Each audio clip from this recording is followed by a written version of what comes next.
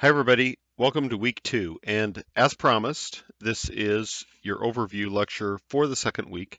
Um, and as I stated during the first week of the course, I will be doing this every single week. I'll be posting an overview lecture. And as a reminder, the point of the lecture is to go over items that I want to emphasize. But what that also means necessarily is that the readings that I assigned, you should do those too. So the lecture and the readings and what we'll have a discussion exercise this week. What those all are meant to do is to work together in an integrated fashion and enhance our learning. So let's just move right into this lecture, and I will give you the reasons why it appears I'm giving you such a basic lecture. Okay, so when we say, you know, what is policy? Okay, this probably seems perhaps like a review. Obviously there are some prerequisites to this class, so you know what policy is, right? Um, but the reason we discuss policy is because it might not be as obvious as we think. And the question that I have, and I think a lot of people have, is policy ever settled? And if popular discourse were any indication, it's not clear at all to me that policy is always obvious and that it's ever settled. So think of things like the Affordable Care Act, which by the time you hear this lecture might actually be on its way to being repealed, or maybe not. The EPA Clean Power Plan, which was quite a lightning rod during the campaign. The Omaha occupation tax, aka the restaurant tax. If you happen to live in Omaha, you know that there's a restaurant tax of 2.5% on every restaurant purchase, which has been around since 2011 and has been quite controversial, but it's still around. Um, so, policy. Can we justify the sheer volume of policy at all levels of government? And I think all of you know, as MPA students by now, that government uh, interaction in the affairs of humans in the United States has grown since post World War II, and especially since the mid 60s. And is this some kind of plot? Is there a plot against Americans to interpose a whole lot of government? Is it really indicative of the growth of government out of control? And what's really true is both parties, at the national level and at other levels of government, have engaged in trying to get rid of policies that were passed by the other party. So policy ebbs and flows, but there is a lot of policy. Uh, and hence it's important for us to understand policy. So this is maybe why a lot of Americans become confused when we talk about policy. Um, we're all graduate students here essentially, and we don't always even understand policy. So let's talk about some examples. Social Security. We're all familiar with Social Security. It's been a law since 1935, the Social Security Act. So it's fairly firmly entrenched in law. But uh, many of its provisions are automatic. So, for example, the cost of living allowance that all Social Security recipients receive is based on something most of you are familiar with, the Consumer Price Index, which is a tracked indicator of how much it costs to live based on what they call a market bag of goods and services. And when that CPI is put together, it comes up with a cost of living. And so the the cost of living allowance given to Social Security is an automatic formula. Congress would have to affirmatively change it in order for the COLA not to apply. In other words, Congress doesn't vote every single year on what the COLA should be. Congress voted in the past on how the formula should work, and so now it's applied automatically. But yet, even though that is automatic, no one has to do anything really for the COLA to take effect. Um, I see, I read the Omaha World Herald and I see letters to the editor where several people complained about the low COLA this year in 2017. It's only 0.3% of an increase. Um, and a lot of people wrote snarky letters that said, thanks a lot, government, for this crummy COLA. You know, and really and truly, Congress actually had nothing to do with it, except letting the automatic provisions go through. The Clean Power Plan, which caused a lot of discussion during the campaign, is not a law. It's a rule. It's a rule imposed by the EPA, which was later stayed by a federal judge.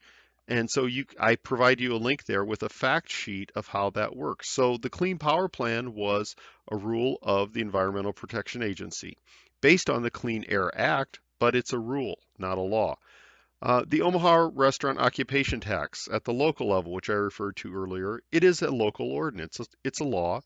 But the fact that the city of Omaha can even impose something called a restaurant occupation tax is actually authorized by the Nebraska state legislature as a local tax. And so that is a law. Net neutrality, which has been talked about a lot over the past couple of years, is actually the idea that we have net neutrality is a ruling issued by the commissioners of the Federal Communication Commission. And again, that's not a law. But all of these things that I just mentioned are binding policy. They're coercive to the extent that they coerce American citizens in some way, shape, or form to comply. They're all policies, they're not all laws, and that's what makes it confusing to people. So, with that in mind, how do we define policy? Well, here's a few definitions. There's a whole heck of a lot more. Um, in general, policy is a purposeful course of action that an individual or group consistently follows in dealing with a problem. Now, that's in the Craft and Furlong text, that quote there. So that's in general, companies have policies, governments have policies. You might have policies in your family, but it's a purposive course of action that an individual or group consistently follows in dealing with a problem. Way back in 1936, Laswell defined politics as who gets what, when, and how, and to a very great extent, that does define policy. It's an exercise in political allocation. Who gets what, when, and how. Paul Kearney, a public administration and political science professor in Scotland, defines public policy as the sum total of government action from signals of intent to final outcomes. And going back to the Craft and Furlong reading, public policy involves understanding of several things.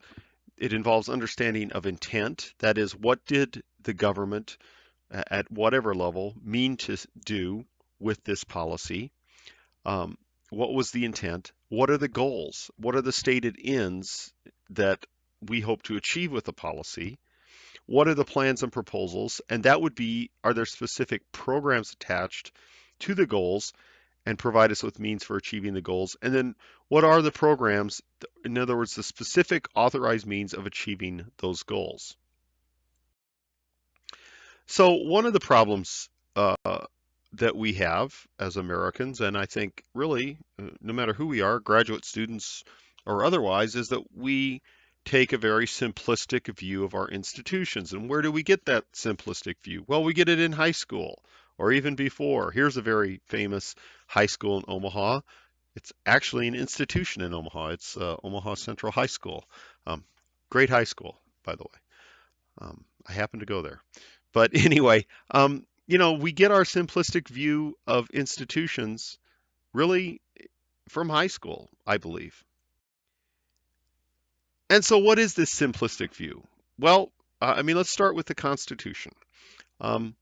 So I quote directly from the Constitution here. All legislative powers herein granted shall be vested in a Congress of the United States, which shall consist of a Senate and a House of Representatives. So there is a Congress and it writes laws.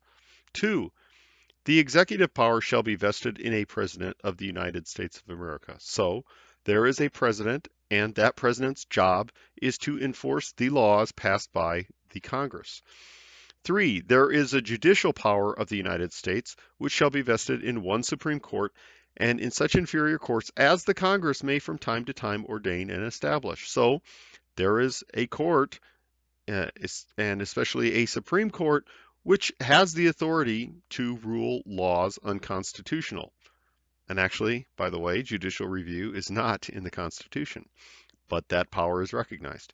And then finally, the 10th Amendment says that the power is not delegated to the United States by the Constitution, nor prohibited by it to the states, are reserved to the states respectively or to the people. So we believe in the Constitution that whatever the Constitution says the federal government shouldn't do, then the states are supposed to do that. So that's our simplistic view, really based on the Constitution. And so from that, we derive this sort of mental image of interlocking powers.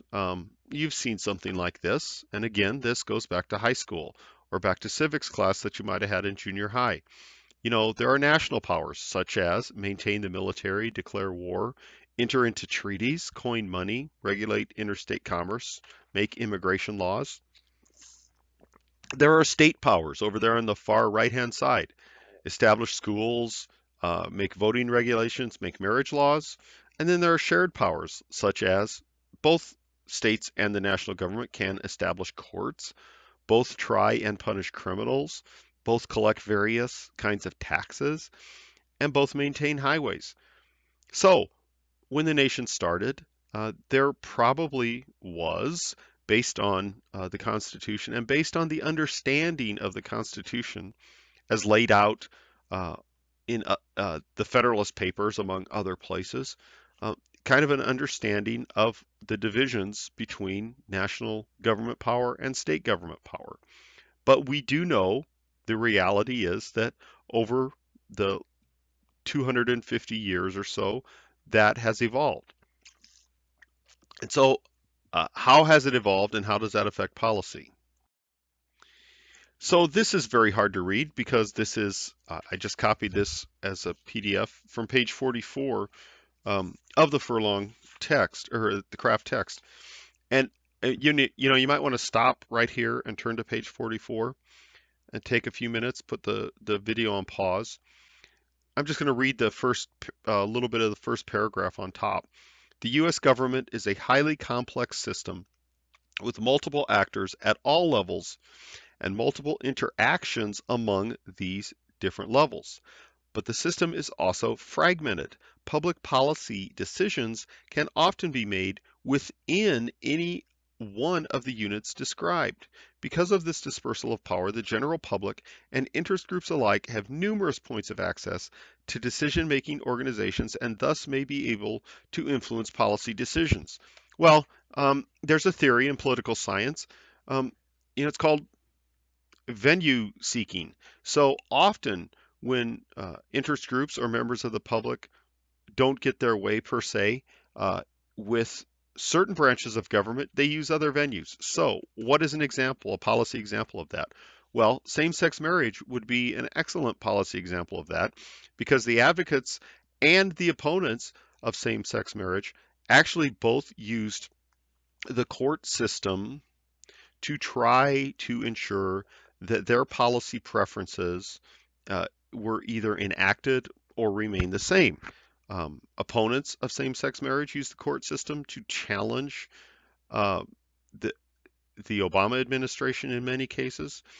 Advocates of same-sex marriage use the court system at the state level to challenge same-sex marriage laws in some states. So an example is the state of Iowa.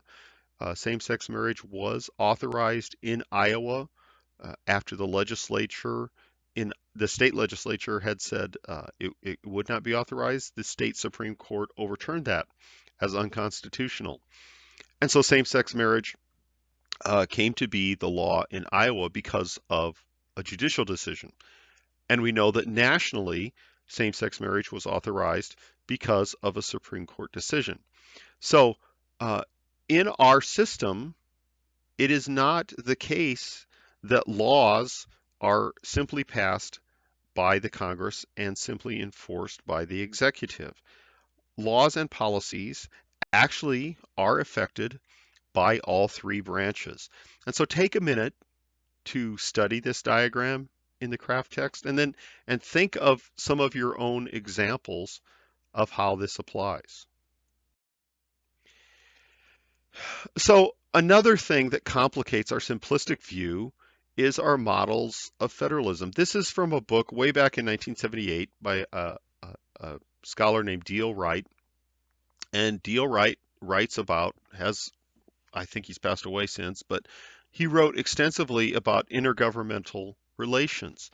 One of the things he talked about are what we believe about federalism. So in his book, he drew this chart where he talked about models of federalism. So I'm not going to go through all these, but he's talking about intergovernmental relations, specifically between the states and the national government. So, um, it, from the Constitution through most of the 1800s, um, the description of the relationship between the state governments and the national government could be described as conflict. And that really consisted of each the national government and state governments really defining their boundaries.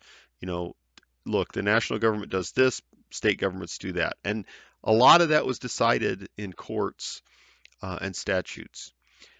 Later, especially after the New Deal years of Franklin Roosevelt in the 30s, we saw cooperative federalism. And so, really, Social Security is, in fact, an example of cooperative federalism. Social Security is not simply uh, a program that pays senior citizens a stipend every month, a pension every month. It actually, we know that the unemployment insurance program is part of Social Security. What is now called TANF, a temporary aid for needy families, is part of Social Security. And those are a couple of programs that are funded in part by the federal government, but enforced and administrated at state level. Social Security is administered by the federal government, but the other titles of the Social Security law, like unemployment insurance, are administered at state level. So this is an example of cooperative federalism. And so D.L. Wright goes through all these models of federalism, and we talk about these in intergovernmental management. Uh, and gets all the way to something that's not mentioned because we use it now after this book was written, something called coercive federalism. And coercive federalism refers to the idea that there are many unfunded mandates that the federal government lays on states, and the states have to pay for them. But it's still a law. So, for example, the sewer separation project that's going on in Omaha and a lot of other cities, whereby cities are required to separate their storm sewer systems and their sanitary sewer systems, especially for older systems where that wasn't done as a matter of design. That's a federal mandate, but it's coercive because that city and that state have to find the money to pay for it somehow. But the point is that the relationship between levels of government complicates our simplistic view of how government works in the United States. What else complicates our simplistic view? Well, there is the idea that the federal government is not just departments, as we see here. It's many federal agencies. And now this is from your craft text as well. But these are really, honestly, these are just a few of the federal agencies. Well, so what are we fighting about right now as I'm recording this lecture? Um, we are in the Senate.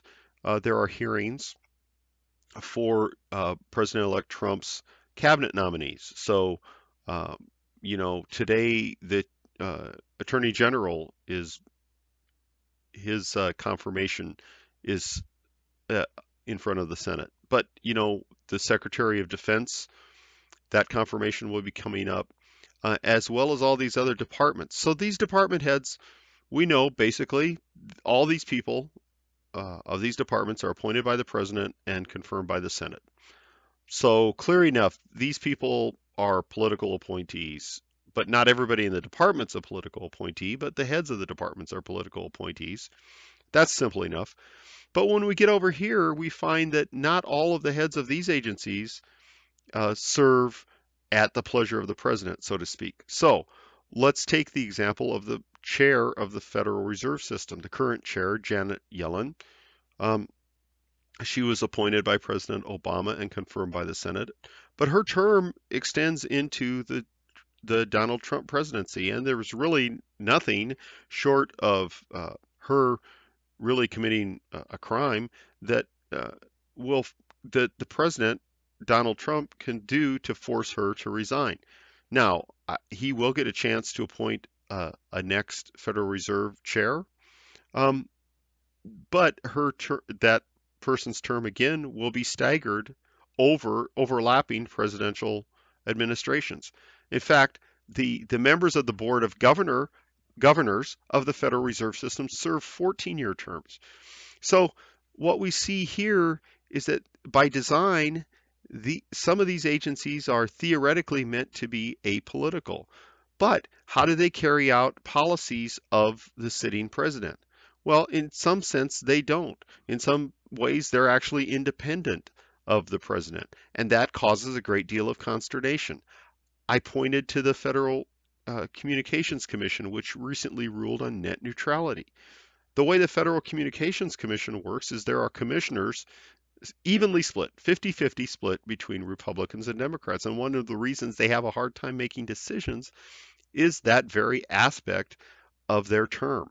So this complicates our simplistic view that, the president, the sitting president, can simply order, the Federal Reserve to raise interest rates or lower interest rates. In fact, the president can't do any such thing, and neither can Congress. So this complicates our simplistic view.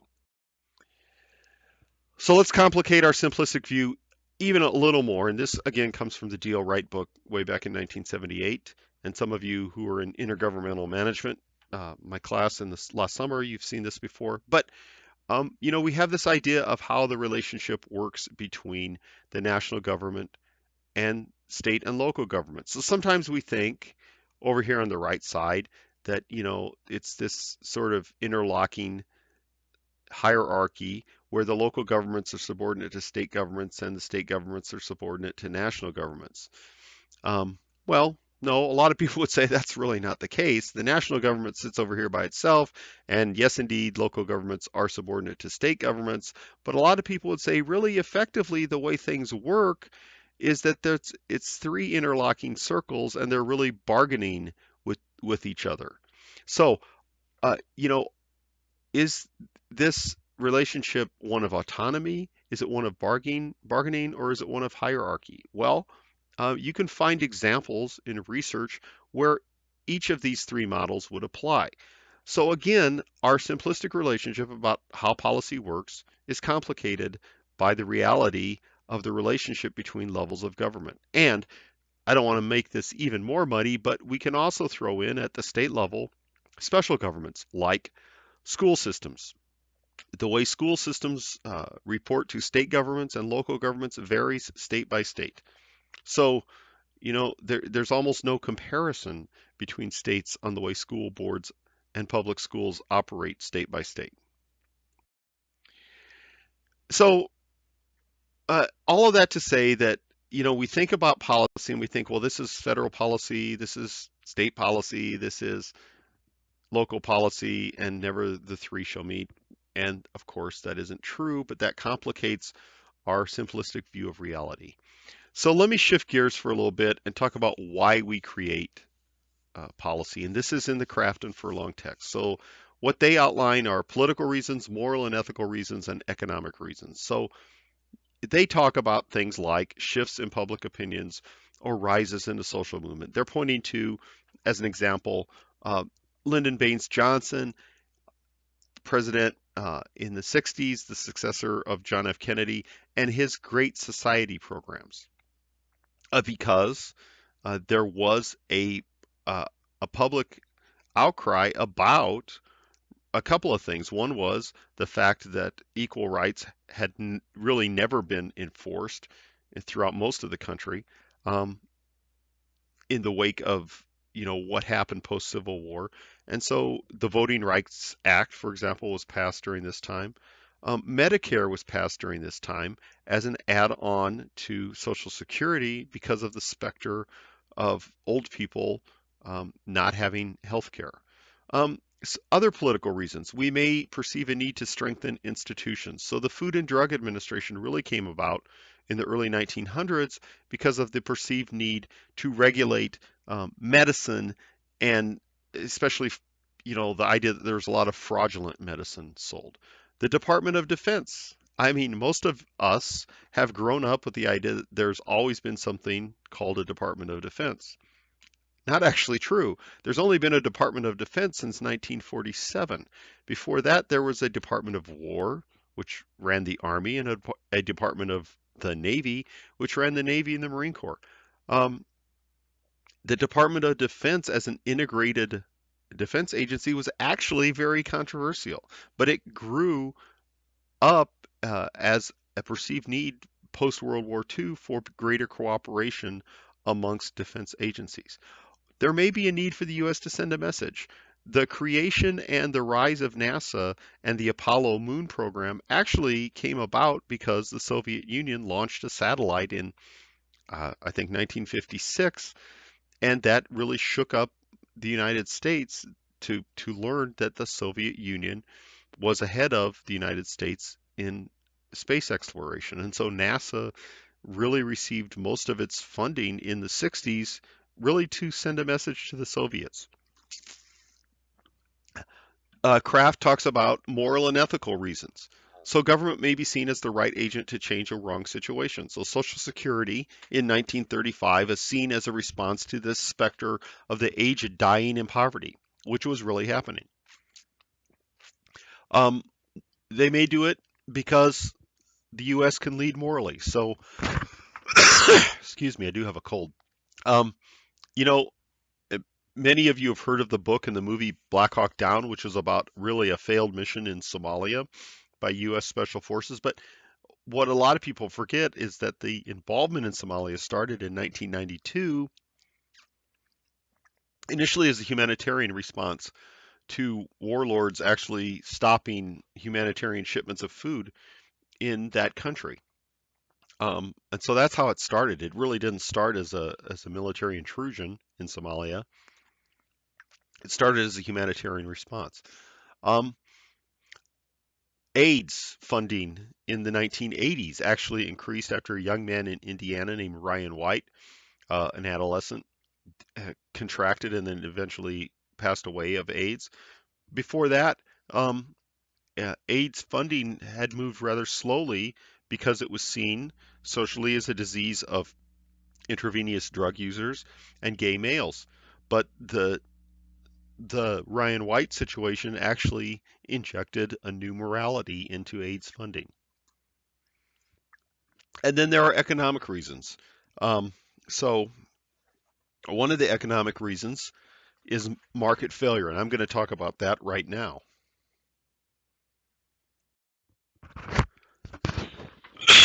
I'm sorry. Um, okay, so market failure. What do we mean by market failure? Well, we all know that, theoretically, in a free market, goods and services are demanded and goods and services are supplied, and that supply and demand meet at some equilibrium price. So far, so good. And generally that works. Um, but sometimes the market fails. So how does it fail? Well, one of the ways it fails is the existence of monopolies. So, we can point to something we call natural monopolies, right? And economists are not always in agreement about this, but the classic case always used to be telephone service. The reason the so-called Bell system, before it was broken up, came to be was that having a telephone in your house was considered really a hard thing to do technically, and it would be silly for 9 or 10 phone companies to compete with each other to provide you local and long distance phone service, and so a monopoly grew up, and it was a big monopoly. But the technology of cellular phones really destroyed that monopoly. But we still point to things like electric utilities as natural monopolies. Another market failure is externalities. So, there's negative and positive externalities. Um, what is an externality? An externality is, um, for example, pollution is created by manufacturing and agricultural processes, which don't always get reflected in the price of the goods that are manufactured. So my feedlot may produce a lot of methane gas, which is a warming agent in terms of it holds more carbon in the atmosphere and contributes to climate change. But who pays for that production of the methane gas? Or there may be a positive externality, such as, um, you know, we often point to higher education. If we are able to help offset the cost of higher education, college education for people, they actually can end up getting better jobs and hence contributing more to society, not the least of which is in paying more taxes. Another or market failure is information failures. So, for example, I pointed to the FDA, imperfect information on the part of consumers, because the market assumes that consumers have perfect information. Um, and then the inability to provide for public goods. And let's just talk about that for a second, because there's a diagram you've probably seen, but it doesn't hurt for us to reiterate it. Um, so, we talk about public goods versus private goods, right? And what we're really talking about is the ability um, to make pure private goods or pure public goods. Um, so what does this all mean? So there's in the market, we have exclusion and we have rivalry or um, consumption. So for pure private goods, we find that it's possible to exclude people from that market. So, for example, if I sell you a car, um, it's possible for me to exclude you from that market. So, I might sell Hyundais or I might sell Mercedes. I mean, you decide whether you're going to buy one or the other, but not everybody can buy a Mercedes. But substitute goods exist. So, for example, houses, cars, consumer goods. I can buy a cheap house, I can buy an expensive house. There's no reason for the government necessarily to enter into the housing market, although it is in the housing market. Um, on the other end, we have what we call pure public goods. So, for example, it's impossible to exclude people based on price or any other thing. So national defense is the classic example of a pure public good. So the Department of Defense theoretically provides national defense to every United States citizen and resident. So you can't say, I don't want national defense, so I'm going not to pay taxes. I mean, people have said that, but they're going to get national defense whether they pay taxes or not. Um, Public parks are another example of a pure public good. So I can walk into Elmwood Park near UNO, or you can walk into Elmwood Park. I can't really exclude you from walking in unless you commit a crime or something. So the point is, you don't have to pay taxes to do that. It's a pure public good. The public is going to provide it. On the other extremes, we have things called toll goods and common pool goods. This is where we start getting into trouble whether or not there should be government involvement. So toll goods. Examples are, as I pointed to, things like cable TV and electric utilities. So it's possible actually to have competing electric utilities, but is it efficient to have 5 or 6 electric utilities competing in a city? Common pool goods, again, I cannot exclude you, but there is going to be consumption problems. So for example, um, air and water, grazing land, fisheries. No, I can't exclude you necessarily from grazing your cattle on the land. But if everybody grazes their cattle on the land, soon uh, the grazing will be worn out, right? It'll just all be dirt because everybody's cattle grazed on the land and destroyed the grass that was growing there, and it's not going to grow back for years and years. So here is an area where government does try to involve itself.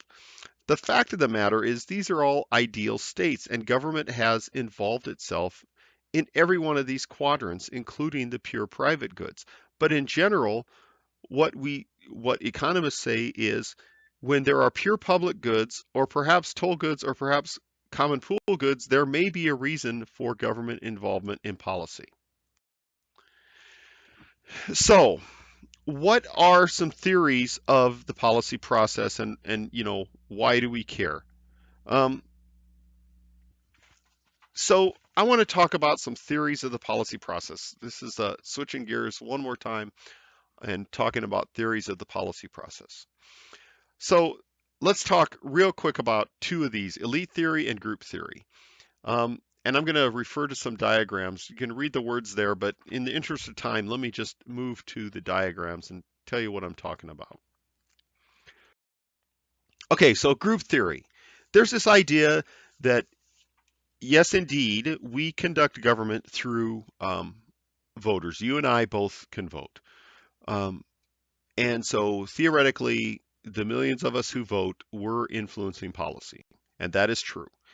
There are other people who say, yes, that is true, but also groups compete to get their way with policy. So, for example, uh, the NRA might compete with gun control groups, but who actually has more influence?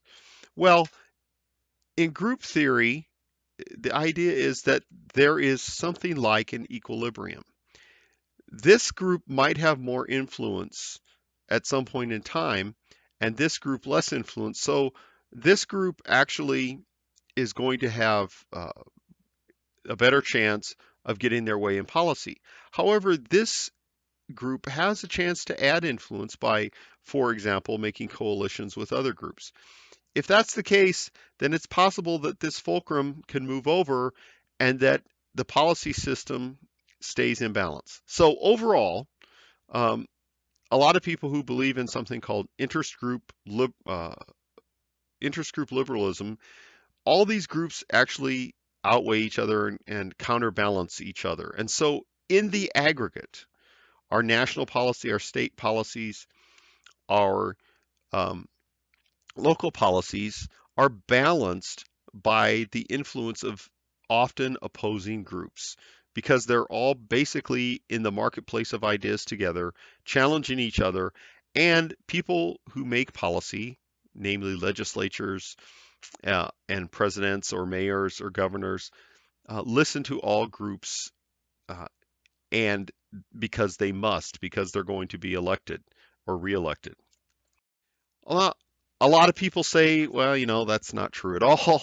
Really, everything's run by elites. So the elite model would tell you that there are elites in various sectors who are really influencing policymakers uh, with a policy direction. So officials, including elected officials, are being influenced by elites, and they are passing policy that apply to the masses, to all the rest of us.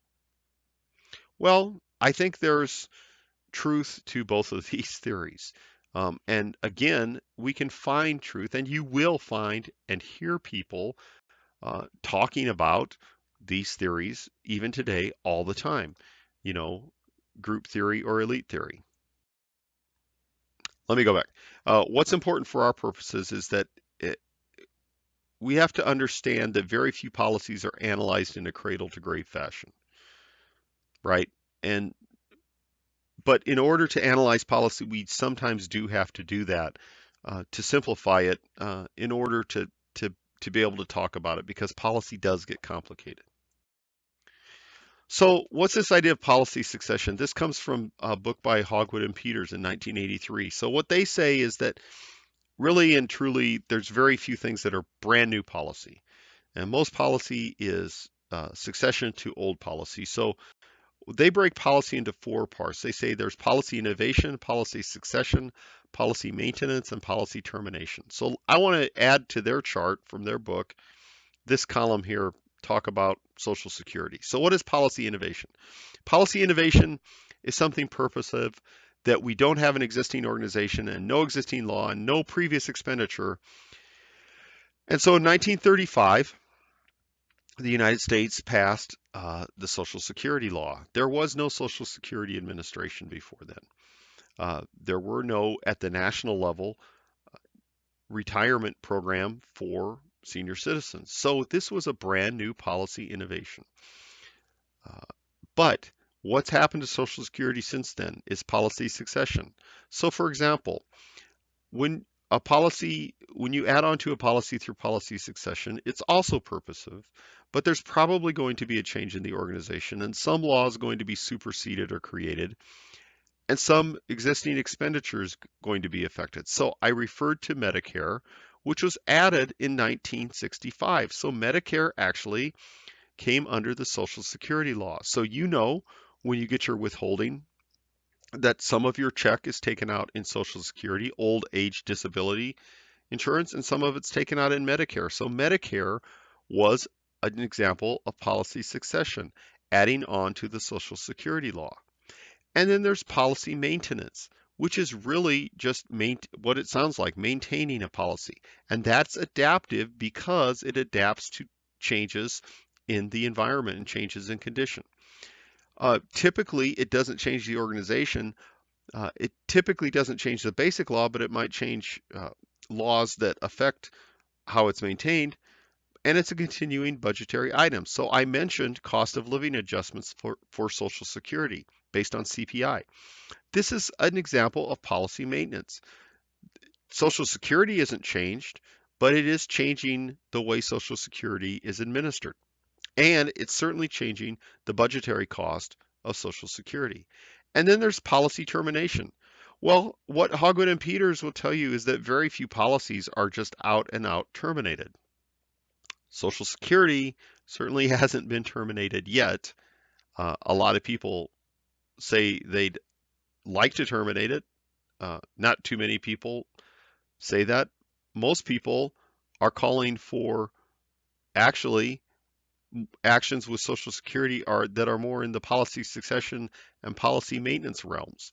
They're calling for changes in the formula, for example. They're calling for things like means testing. They're calling for things like raising the retirement age. All those are examples of policy succession, but not policy innovation or termination. So it's important to understand that even at the state and local level, what is often sold as new policy is not new policy, it's really policy succession. Wow, I apologize, I keep doing that. That come from the conditions. So in a society, there are historical geographic conditions that lead to social economic composition. So in the United States, there may be a predisposition for lower taxes. And this might cause, sort of a societal view that we want lower taxes, meaning that a lot of voters are going to say, you know what we really need? We need to elect people who are going to lower our taxes. This will lead to changes in elite behavior and formal policy conversion, leading to a change in government institutions, leading to policy outputs. Where do we see a model like this in action? I want you to think about the passage of Prohibition in 1919, the 18th Amendment, which prohibited the manufacture, transport, and sale of intoxicating beverages in the United States, and Prohibition lasted for 13 years in the United States. This Hofferbert funnel of causality is actually a great uh, example to use with Prohibition because this is exactly how Prohibition was passed in the United States. Um, you can read up a little bit on Prohibition, but these terms that Hofferbert uses here led exactly to the policy output of Prohibition. But most of the time, uh, and we're kind of getting to the heart of the matter, most of the time we we define policy as a cycle, and even though this is very simplistic, we define policy as a cycle. So this cycle is going around all the time, right? So we might start with agenda setting. We might try to get an item on the agenda, which will lead to policy formulation, which leads to legitimation of the policy, which leads to implementation of the policy. And then at some point, we're going to evaluate the policy. And then we're either going to decide to maintain or succeed or terminate the policy. So we view policy as a cycle, but this is necessarily simplistic. And a lot of theorists have said that this policy cycle is simplistic because this really isn't the way policy works. For one thing, um, sometimes policy is changed in the midst of cycles. So, for example, I talked about this idea of policy succession or termination. We're adding on to policy or we're tweaking it, and it really doesn't take much to get it on the agenda. It just happens because Congress had to change a formula. Um, and so not every single policy goes through this cycle, and not all the steps in the cycle are always followed. But this is a nice way to look at how policy is created. It's like training wheels for your bicycle. You know, this gives you the terminology and this gives you the skills to think about how policy is implemented. And it's very much based on kind of a rational decision making model. Um, you might apply something like this in the organization you work in, right? You have to come up with a decision. And so you have this rational model of a decision. You have inputs, which are all the resources you need for your decision, and you have all the data that you need to make your decision. So you start with uh, a set of operational goals, and you weight uh, all those operational goals, right? And you know what they are. You establish a complete inventory of all your values and your resources with weights, and then you prepare a list of alternatives. So from those things, then you come up with a predictions of costs and benefits for each alternative. You calculate the net expectation for each alternative, you compare them, and then you come up with an output, which is the policy that you're going to come up with. Now, the reason I put this in there is because this really is kind of like the policy brief that you're going to write. In a very simplistic way, if you're writing a policy recommendation, you're going to do these very 6 steps, right? Uh, you're going to know the alternatives and you're going to have a way of weighting your alternatives, and that is going to allow you to present the very best choice in alternative, right? Well, that's great. And I think that for our project purposes, this kind of rational decision making model is very useful. Um, so keep it in mind. But in politics, it doesn't necessarily work that way, right? Because you might think that decision that the legislature just made was highly irrational, but they had some reason for doing it. Um, and what was that reason? So in your book, this in the craft book, I want you to keep this in mind too, because this will help you as you do your project. Here, craft and Furlong go through these steps of agenda setting, policy formulation, policy legitimation, implementation, evaluation, and then they say policy change. The model I used before from Kearney said policy succession. Um, and they define what each of these terms actually means. This is really important for you to understand what these terms mean in terms of thinking as policy is being implemented in a cycle. Well, okay, so there's a whole lot of theorists. There's more than I'm ever going to mention in this class, and some of them you've seen. But I want to talk about just a couple of them because you've seen them and because they're really actually pretty elegant and they're fun to talk about. And you might think, well, this is how policy happens, and that's great. But just remember, they're just models of reality. But they are useful. So John Kingdon, way back in 1984, came up with this thing called multiple streams. And what he said was that policy ideas are always floating around out there. There's what he said was there's 3 things always floating around basically in the environment.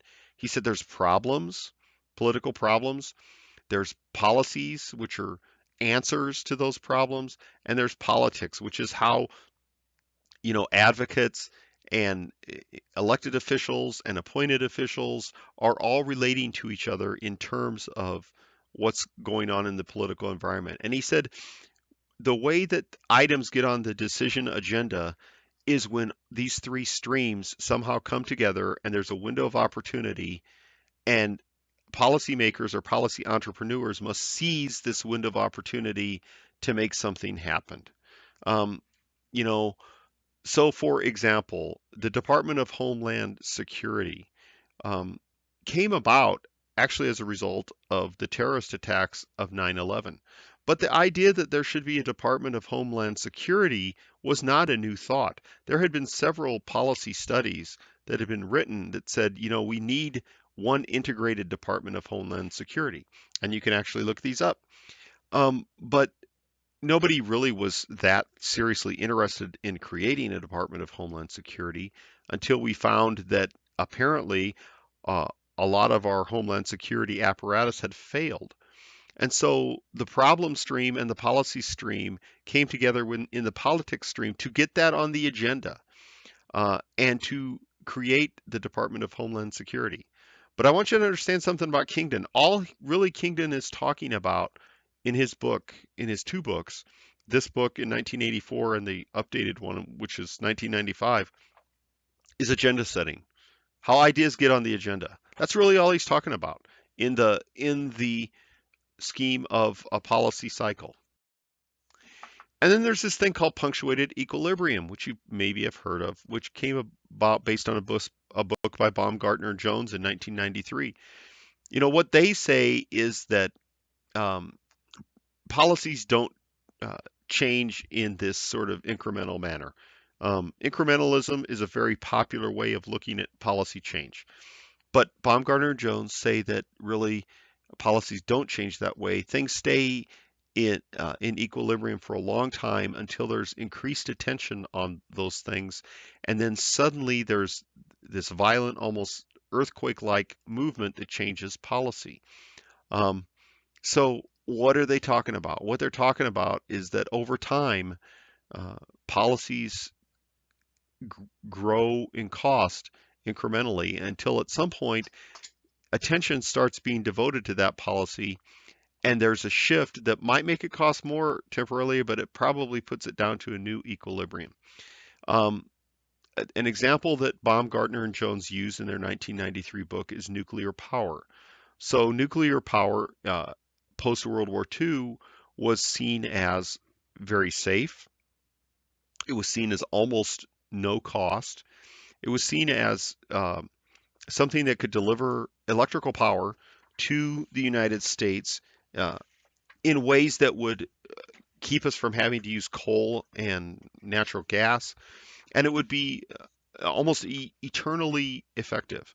But there was the 3 Mile Island accident, there was the Chernobyl disaster, and there were scientists who started to say, you know what, nuclear power is not that safe. And so a lot of attention was devoted to the safety concerns about nuclear power, and actually in the 70s and 80s caused the United States to change its outlook on nuclear power. And so that was an example that they use of punctuated equilibrium.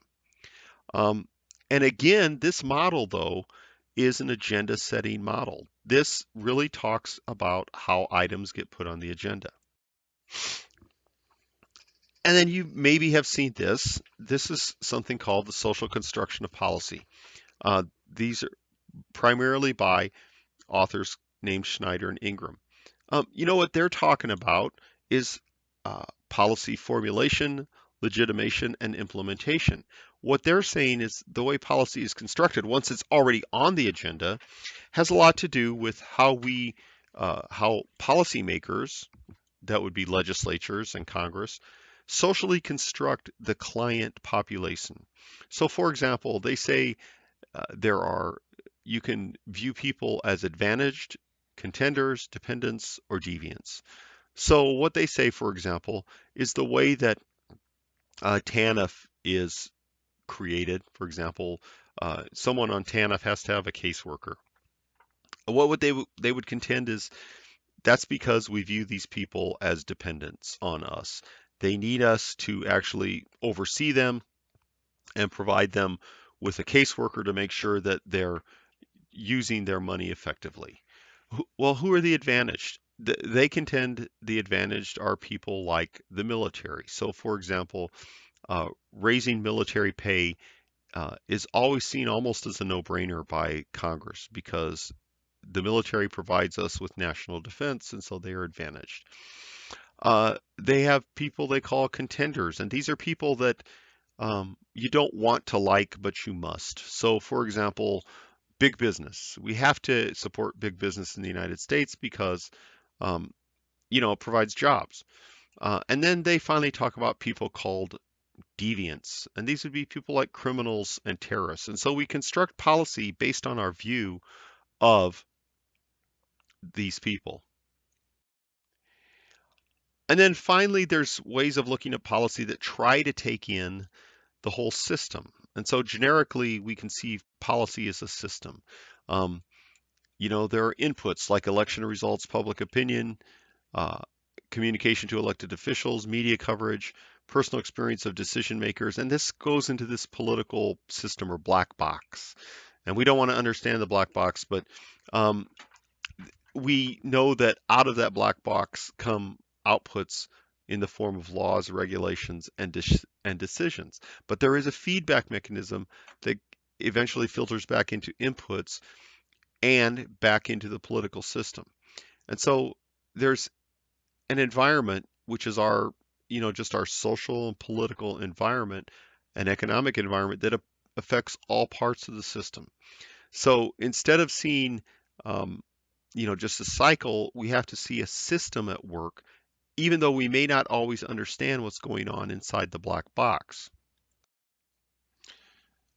Okay, probably got a little disjointed there, but one more thing. I actually took out a slide. I was going to show you one more theory, and I thought it would complicate things. So um, I just leave it at that. So one last thing, and I'm switching gears here, and that is how is public policy actually then carried out? So the reason I throw this in here is because, again, popularly, what do we think happens with government? Well, we think government collects taxes and then it does a bunch of programs. But really, how do governments overall actually use tools to carry out public policy? Well, in a variety of ways. So this slide comes from the Craft book. It says that governments have several instruments. They have regulation, government management, education, information and persuasion, taxing and spending, and market mechanisms. Governments don't just collect taxes and then pay employees to do things. Governments actually do a lot of other things and use a lot of means to actually carry out policy, and they're not all direct production. So, regulation. Governments do pass regulations, which are coercive on the people that they apply to, but these carry out policy. Governments manage things directly, like education and defense, at the municipal level, like police and fire departments. Governments educate. Um, so, for example, um, uh, nutrition labeling encourages healthy eating, but it's not telling you to buy one can of peas over, a package of frozen peas. It's educational. Governments tax and spend. So Social Security, as we pointed to. Cigarette taxes are a classic example of trying to discourage smoking while raising revenue. And market mechanisms.